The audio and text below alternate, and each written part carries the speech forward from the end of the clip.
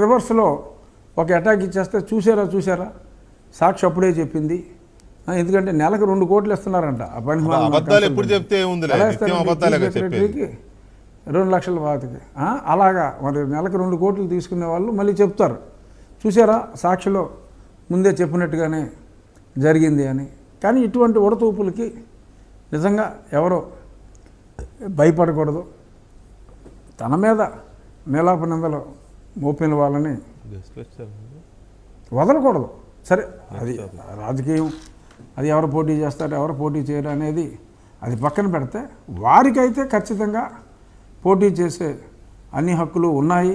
మరి ఈయనేదో మరి అసలు వంశపారంపర్యంగా మరి ఈయనకేదో ఆ రైట్స్ ఉన్నట్టు, వారి కుటుంబ సభ్యులు ఇంకెవరో రాజకీయాల్లోకి రాకూడదన్నట్టు. వాళ్ళ నాన్న బతుకున్నప్పుడే 2 సార్లు ఎంపీ, 2 సార్లు ఎమ్మెల్యే, 1 సారి మంత్రి చేశాడు ఆయన.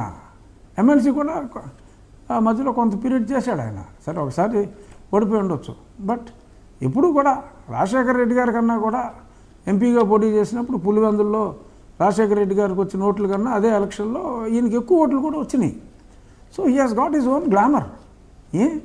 ఇతనే ఉండాలా? ఆ పోస్టులన్నీ ఇతనే చేయాలా? ఆడపిల్లలకి అసలు ఎన్నికల్లో నుంచునే హక్కే లేదా?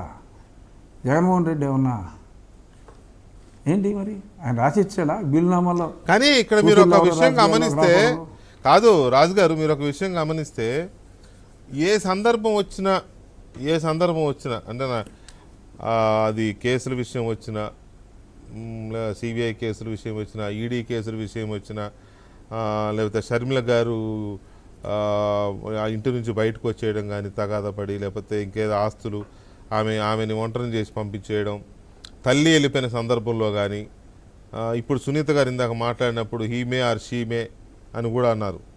సో ఏ సందర్భం వచ్చినా భార్యాభర్తలు ఇద్దరి వైపు వేళ్ళు చూపిస్తున్నాయి. భారతీరెడ్డి గారి వైపు కూడా వేళ్ళు చూపిస్తున్నాయి. ఏంటి దాని అర్థం ఏంటి? దురదృష్టం. అంటే ప్రజలకి అనుమానాలు వచ్చినాయి. అది నిజమా కాదా అన్నది మరి వాళ్ళు ఆ పరిశోధన కొంచెం ముందుకు సాగనిస్తే తెలుస్తుంది. మరి ఆయన పుసుక్కు నిజం చెప్పేశాడు అజయ్ కల్లం గారు. మరి నిజం చెప్తే వీళ్ళు కంగారు పడి స్టేట్మెంట్ని వెనక్కి తీసుకోమని చెప్పి కేసు వేయించారు. వేయించిన వాళ్ళు మరి ఆ సిబిఐ వాళ్ళు 4 ఆటలు ఎక్కువ చదివి ఈయన మాట్లాడిన మాటలు ఏదైతే రికార్డ్ చేశారో అది ఫోరెన్సిక్ పంపించినా అది ఈయన వాయిస్ అనేది తెలిసిపోద్ది. చాలా స్పష్టంగా చెప్పేశాడు ఈయన. ఫలానా టైంకి బెల్ మోగింది, మేడం గారు రమ్మంటున్నారు అని చెప్పారు. బాబాయ్ ఈస్ నో మోర్ అన్నాడు. సరే, బాధగా అన్నాడా సంతోషంగా అన్నాడా ఆ ఎక్స్ప్రెషన్ అక్కడ చెప్పలేదు అనుకోండి.